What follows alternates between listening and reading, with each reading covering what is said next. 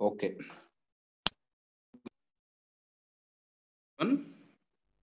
Uh, in today's class, we will be discussing Ayodhya dispute. Okay. The reason why we have taken up this particular topic, as you all know, today the Prime Minister will be laying down the foundation stone for the construction of uh, Ram Temple in Ayodhya, where it is considered the birthplace of Lord Rama. Okay. So there's a historical background for this. There used to be decades of controversy with respect to the birthplace of Lord Rama. Eventually, in the year 2019, November 2019, 9th November 2019, Supreme Court finally delivered the judgment. Okay. By handing over the responsibility of constructing the temple to the trust. Okay. And the whole Ayodhya land got allocated for the trust, and separately specific amount of land was given to the mosque for the construction. Okay. So finally settling down the dispute. Okay. So in the year 2019, in the month of November, 9th November 2019. Okay. So now if you see the picture here, here you can understand this is the whole, the 67-acre land. In that, if you see the red color one, see if you see this one here. Okay. So this is the disputed side, the 2.77 acres. The 2.77 acres land. So that's the disputed land. So where in the month of November 1989, 9th November 1989, okay. So that year the Karsevaks of this VHP, they laid down the stone for the construction of Ram Temple. Eventually we have seen the events that unfolded subsequently.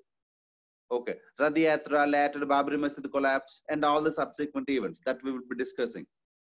Okay. So in this, the most famous, the 2010 Allahabad High Court. So this actually divided the whole disputed land into 3 divisions. See here I gave the divisions. Okay. So 3 divisions. In the 3 divisions, if you see these 3 areas. So what is this? This Bandar and Ram Chabutra and Sinhadwar.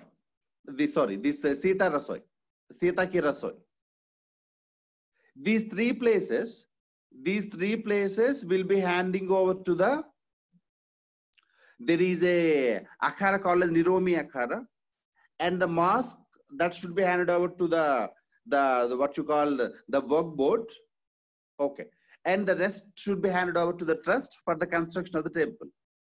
So there was 3-way division of land by Allahabad High Court in the year 2010. Eventually, this was not satisfied for the parties, the judgment. They filed an appeal in the Supreme Court. The Supreme Court in the year 2019 finally reacted to that and settled the dispute. Okay. And handed over the responsibility to the government to monitor. Okay. And for the establishment of the trust, for the construction of the temple. That's what the government eventually established the trust in the month of February. Now, today, there will be laying down of the foundation stone by the Prime Minister and the Chief Minister of Uttar Pradesh, and around 175 guests. They are participating across, they are participating from across the country. All the influential saints across the country will be participating in the foundational the foundation laying stone ceremony. Okay. So for the construction of the Ayodhya Ram Temple. Okay. So now if you see, if you see the journey, where it actually started. If you see the journey here, the journey started way back in 1989. Though we have some centuries long history to that, because we have when the Mughals came to India,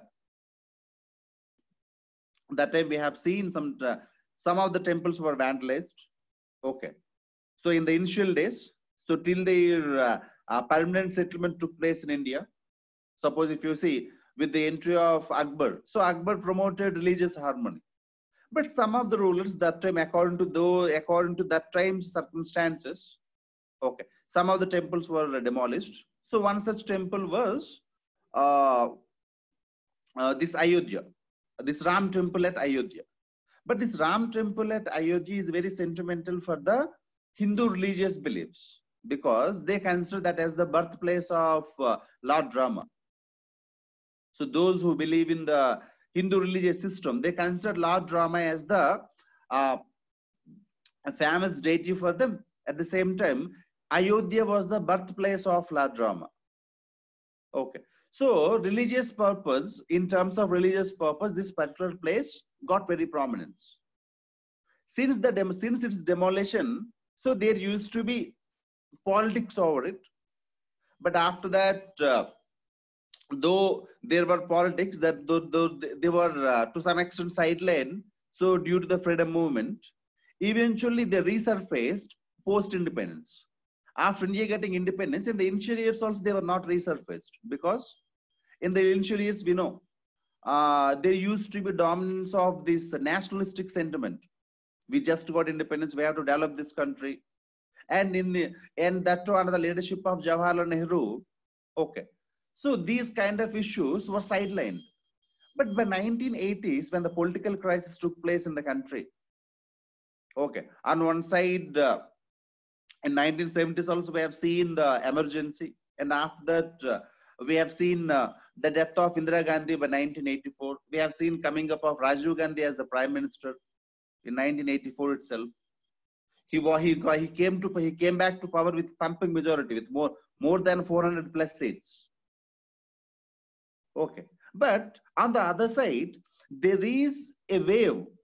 It was not completely died off. This wave is still going. So this wave of this religion, especially this Ayodhya dispute, once again resurfaced.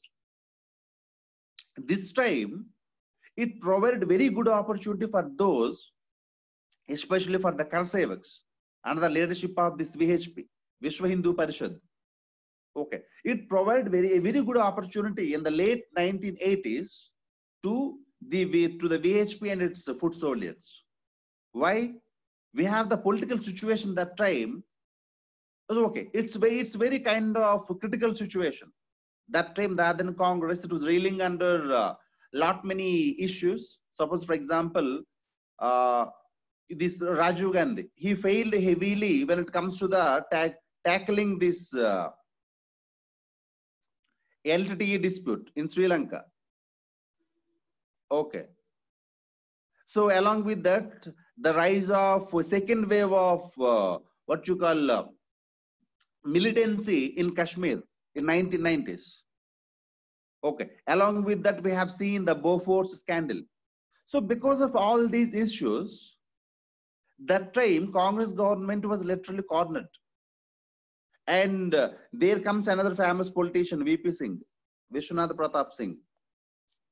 Okay. So VP Singh then will try to gain the momentum. So out of that, and they will go for the elections in 1989. Okay. So in 1989 elections, they will actually use this Ram dispute, this Ram Mandir dispute. See, before that, the Lucknow bench of this Allahabad High Court, it orders a status quo. It orders to the VHP Karsevaks that please do not come heavily near to the disputed site, because VHP mentions that VHP collects money across the world. Across the world, okay, where Hindus are there, from them, Vishwa Hindu Parishad collects the money. Okay. So from that, it wants to establish the temple, okay, near to the disputed Babri Masjid. So till by the time the masjid was not yet collapsed, still the masjid was there. Okay. Even though the court mentions a status quo, please do not aggravate the situation. The court orders, but still the VHP defies the order. That time, Congress government also to some extent supports them. Why? Because Congress already reeling under a lot of pressure. They can't take more pressure. So they leave the issue. This provides an opportunity for the VHP to lay down the foundation stone. Okay. By defying the court order, they lay down the foundation stone. So after that, this particular issue of laying down the foundation stone and the Ayodhya, this will be used as an option in the 1989 general elections, even by the BJP. They will win the election. They will not win the election. At least till then, the number of seats are just 2. The number of seats are just 2. With that, they reach to number 89 seats. In 1984 general election, if you see, Congress won with more than 400 seats. But the same Congress should settle itself with around 150 seats, 150 to 160 seats. Okay, it cannot form the government. Then the National Front under the leadership of VP Singh, with the support of BJP, will form the government. Okay, why I'm saying this particular point here? See, with just 2 number of seats in 1984 elections, see the way BJP gained the number of seats. Okay, so this provided a very good opportunity for the BJP to further strengthen itself. So that's why the Ayodhya dispute literally, okay, made BJP to strengthen as a national party. So that's why Ayodhya dispute, near almost like end of the Congress, emergence of BJP as the major player. So this provides an opportunity for Lal Krishna Advani, LK Advani, to do the Rath Yatra. Starts with Gujarat. He starts with Gujarat, the Somnath temple, then Madhya Pradesh, then reaching to Uttar Pradesh. Gujarat, Madhya Pradesh, Uttar Pradesh, Himachal Pradesh. So LK Advani will do the Rath Yatra in the year 1990. So about this Ram Janmabhoomi movement. This Rath Yatra, it actually fetches. It fetches very heavily for the BJP. And finally, it reached to such a situation that we have seen what happened after that. This particular situation, it finally culminates into what we call the 1992 Babri Masjid demolition. The Karasevaks means the foot soldiers. The foot soldiers of this VHP, Vishwa Hindu Parishad and Rashtriya Swayamsevak Sangh, they will be approaching near to the disputed site of Ayodhya. They will demolish the Babri Masjid. Okay. And after that, what we have seen the rise of communal tension, the 1993 serial bombings in Mumbai by this Dawood Ibrahim gang. And after that, the dispute further intensified. Okay. And the religious harmony got disturbed. The religious harmony got disturbed. Okay. And, to stop this, the government appointed this Libraham Commission. After 3 weeks of the issue, the 1992 dispute, the demolition, central government will appoint a committee called as it will appoint a commission called as MS Libraham Commission.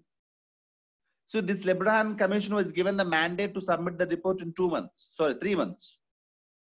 The commission should submit its report in 3 months, but you just wonder. 1992, the incident took place. The commission submitted its report in 2009. Okay, almost near 17 years later. The commission was given 3 months time, but the commission submitted its 10,000-page report after 48 extensions. 48 times the commission got extended. Finally, in the year 2009, it submitted a 10,000-page report. Okay. But after this, the real thing actually starts, the judicial battle. So here actually comes the legal battle.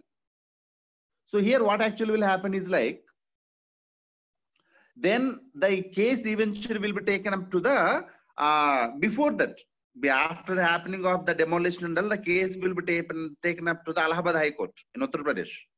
So what the Allahabad High Court will say that first in the year 2002, in the year 2002, Allahabad High Court, for the first time, it hears about the ownership.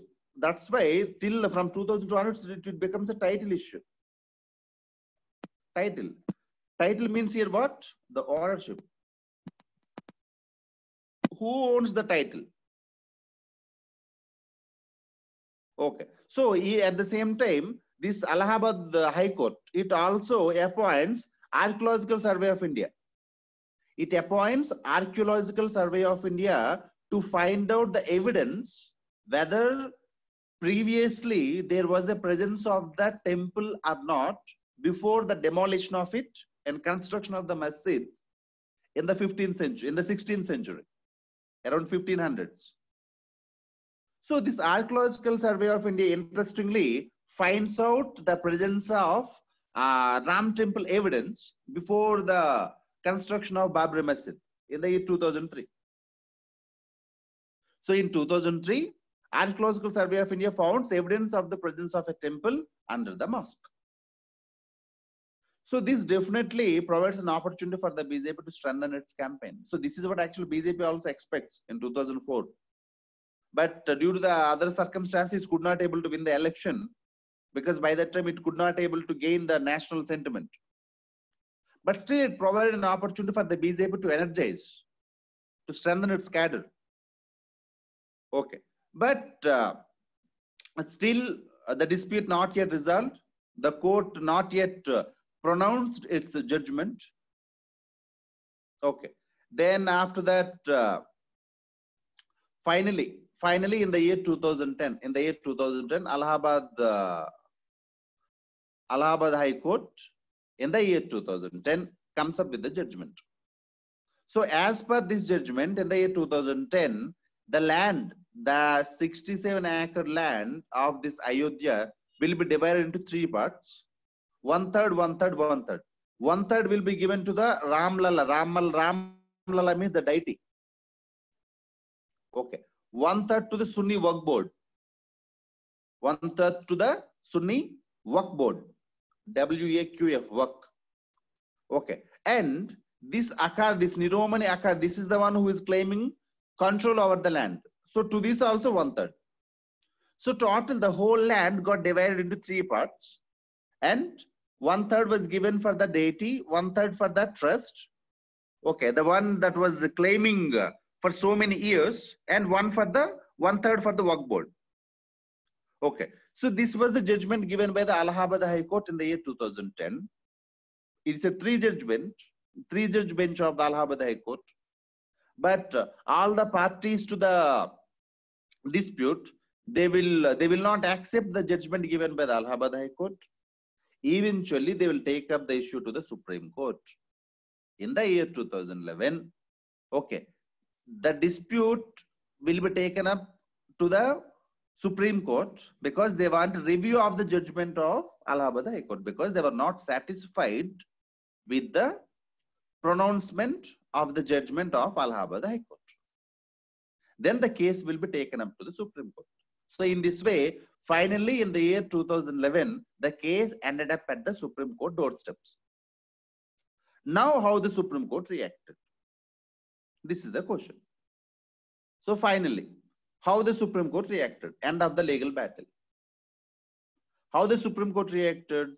In the month of November, 9th November 2019, Supreme Court with a 5-judge bench. The 5-judge bench of the Supreme Court.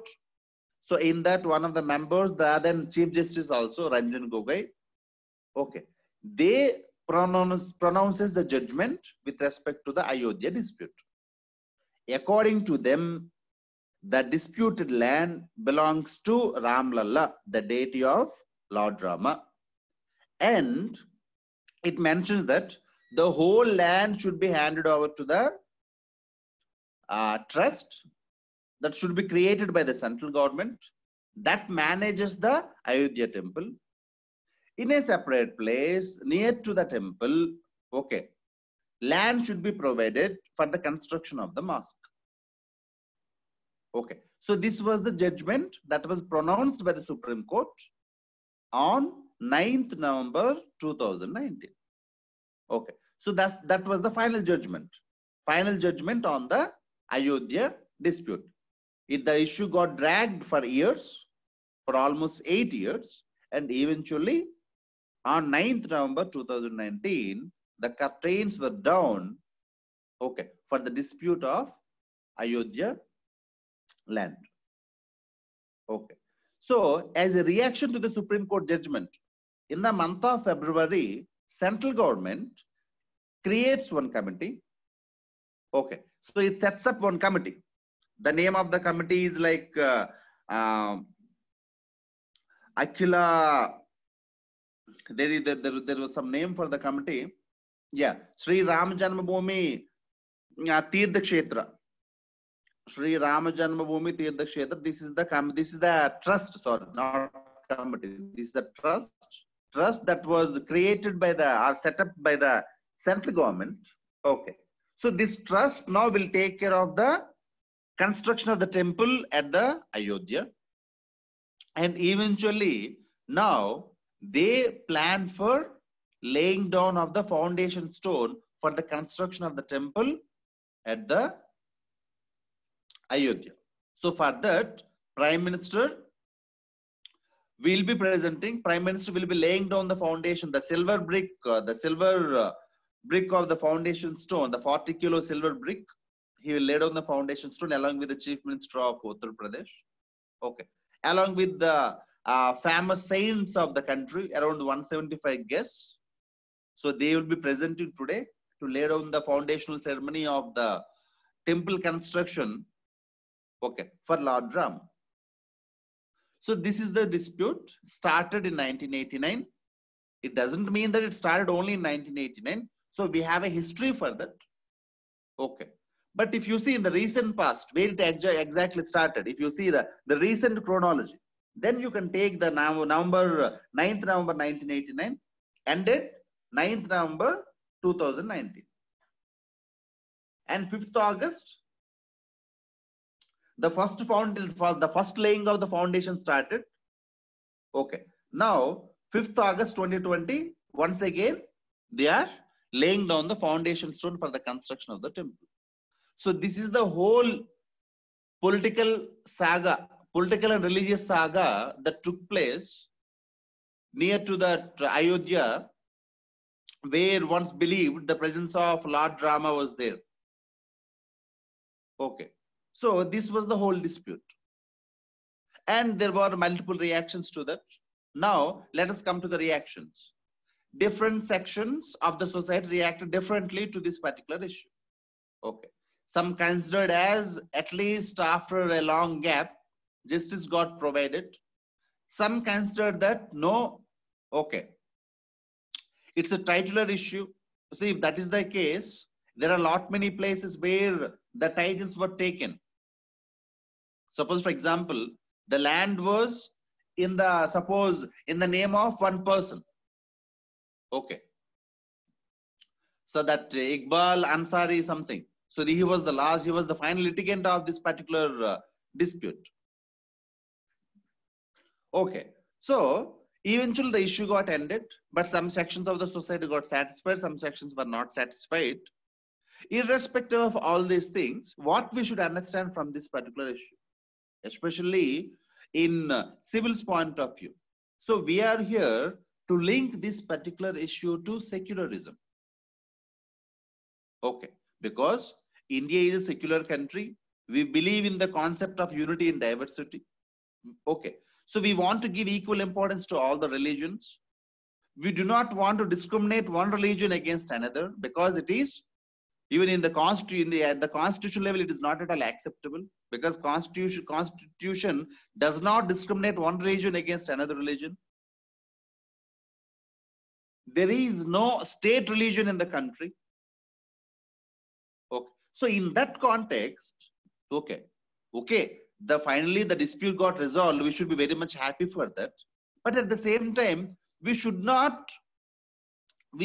no need to go for too much of what you call this as chest thumping. So chest thumping means you no need to boast too much about this particular issue. Where we should feel happy about this issue is that at least finally the issue got ended. Because till date, whenever elections comes up, Ayodhya dispute used to be one of the what you call major issues that used to be discussed. At least finally the issue got ended. So in that way, we should feel like the curtains were down to this particular dispute. But what we should understand from now onwards, this should not be politicized much like it is not required like one particular political party should take the whole credit for this. Not necessary. It is not necessary that just because of one particular political party, like the whole issue got resolved. The concerned political party might play a crucial role, okay, for the settlement of the dispute. But it does not mean that the whole credit should be taken by only one political party. Okay. At the same time, it should be considered as a resolved issue. We no need to keep on again discuss the issue. Okay. So if we keep on discussing the issue unnecessarily, we are making the issue alive. This providing an opportunity for the politicians to win the elections by using that particular sentiment. So that's why in this context, we should try to understand the concept of secularism. Okay. So by definition, if you go by the dictionary definition, because this concept of secularism actually emerged in the West, because the West faced severe oppression from the church. Okay. So to come out of the shackles of the church, to come out of the clutches of the church, some were protested. Later, when they formed the government, they got to know that in the state affairs, there should not be any influence of the religion. So that's why the functioning of the government should not be influenced by the religion. So that was the concept. So on the basis of that concept, they came up with the concept of secular. Secular means separation of the state from the religion. Okay. So that means state politics should not enter into the religious politics. State is different and the religion is different. These two are the two different matters. Okay. State is for everyone. Say, how many religions might be there in my country? But state will not promote any one religion. Okay. So if any state promotes like this, these countries, what we call them as secular countries. Okay. America, France, UK. Okay. Some of the countries, they're called as secular countries. That means the state will not promote any one religion. Okay. Religious affairs and state affairs are different. So like this. If this is religious affair, this is state affair. This is religion, this is state. No connection between these two. This is the first version of the secularism. Then comes another version. This version actually started in India, the second version. So according to the second version, it is equidistance to all the religions. That means the state maintains equal distance with all the religions. This is the state. State will not discriminate one religion against another. In the first case, state doesn't bother about religion. In the second case, state bothers about religion, but it gives equal importance to all the religions, irrespective of their size. This is the most important. Irrespective of the size of the religion all the religions will be given equal importance. This is the second concept of secularism. This concept of secularism is actually we are following in India. See here, types. The first type, separation of state from the religion. The second type, state will maintain equidistance with all the religions. But the challenge is how to balance this equidistance. Suppose, for example, let me explain with one case study. Okay. one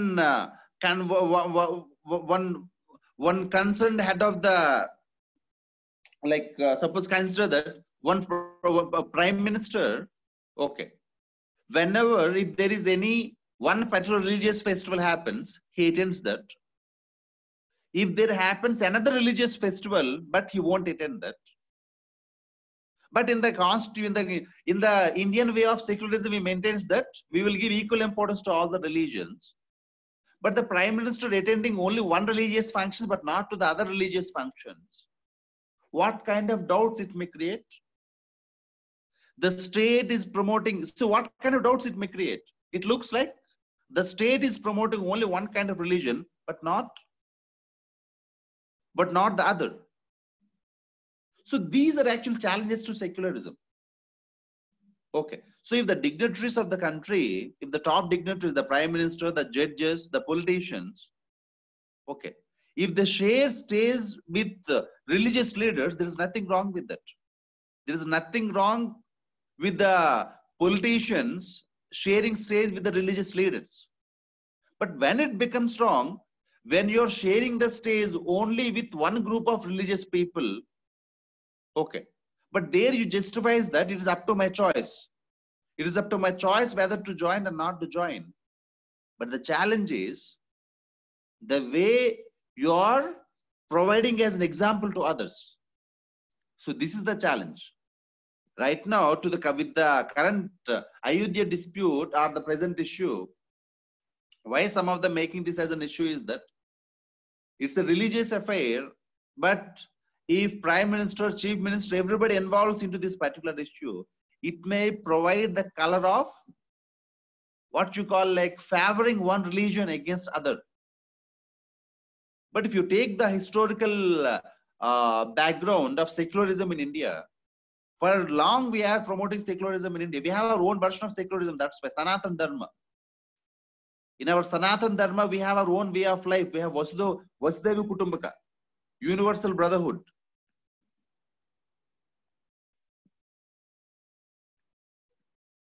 Universal brotherhood. What we call that as Vasudhaiva Kutumbaka. Vasudhaiva Kutumbaka. Okay. So we have this Vasudhaiva Kutumbaka concept, universal brotherhood concept. This even promoted by some of our previous rulers like Ashoka, Akbar.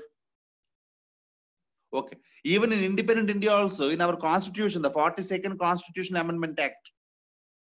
Okay. It incorporated the word secular into the constitution, especially in the preamble. Okay. So we have constitutional provisions like Article 14, right to equality. Okay.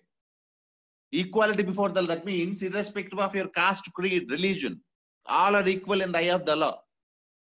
Article 15, no person shall be discriminated on the lines of caste, creed, sex, region, religion. Okay, in the public places. Article 15. Article 16, clause 1, no person should be discriminated on the lines of caste, creed, sex, region, religion. Okay, in public employment. So Article 15, public places. Article 16, public employment. Article 25 to 28, we recognize the religious freedom. Article 29, Article 30, rights of the minority education institutions. So like that, okay, through the fundamental rights, even we have the fundamental duties. One of the fundamental duties, okay, to promote the harmony and the spirit of the common brotherhood. Okay, so why are the fundamental rights and why are the fundamental duties? We are promoting secularism in the country. Okay, but still, as we have seen some of the politicians sharing states with the religious leaders, but only with one group of religious leaders, promoting only one kind of religion. So this is a challenge. So to this, the court also reacted. Why? There are threats associated to the secularism. What are the threats to the secularism? we have this politicization of religion. Religion is being used as it's being used as a kind of weapon to garner the votes. It is also being used to communalize, for the communal politics, to divide, to separate, to create differences between and among religions. Sometimes some people promoting only one group, one major religion, because in democracy, ultimately, if you want to win the elections, you need to get the majority of the seats. So if you corner majority of the population on the basis of religion, okay, then you get the votes. This eventually leading to fundamentalism. Fundamentalism means then other religious people feel like, see, if majority of the people, if they do like this, we need to protect our religion at any cost, even by way of radicalizing it. Okay, so this is what we call as fundamentalism, rise of fundamentalism. Ultimately, disturbing the unity and diversity of the country. Okay, the unity and diversity is part of the democratic fabric. The very foundations of democracy, they were laid on this unity and diversity of the country. So they will be disturbed. So these all are the threats to the secularism.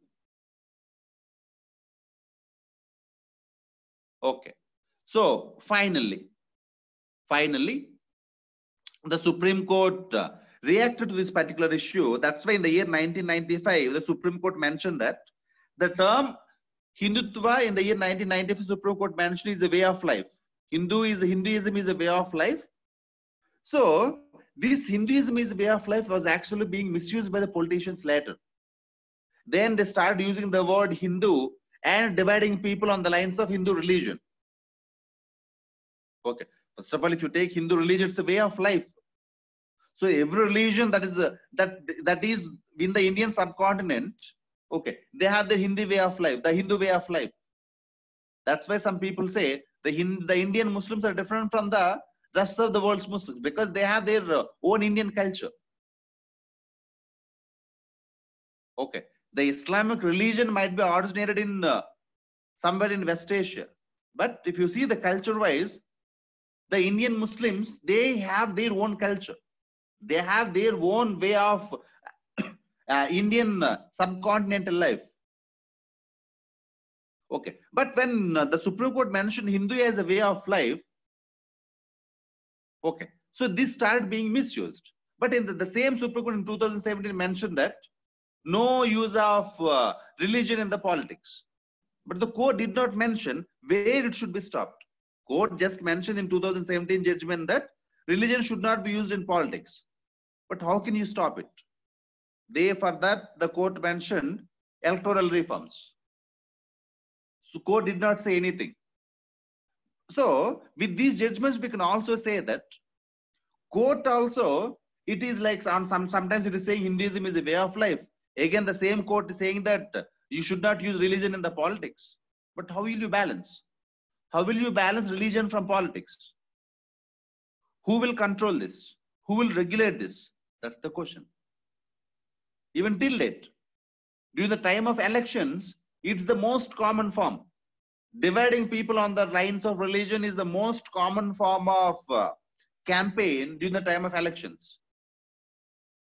But how to stop it? Because it is ultimately affecting the secularism. If you go and ask people that because I am representing your religion, you vote for me, what that indicates? Okay, so this is where even these kind of issues, the Ayodhya disputes, okay, it's a legal dispute, let the court come and solve it. But politicians started amplifying the issue and they started using that for their own political mileage.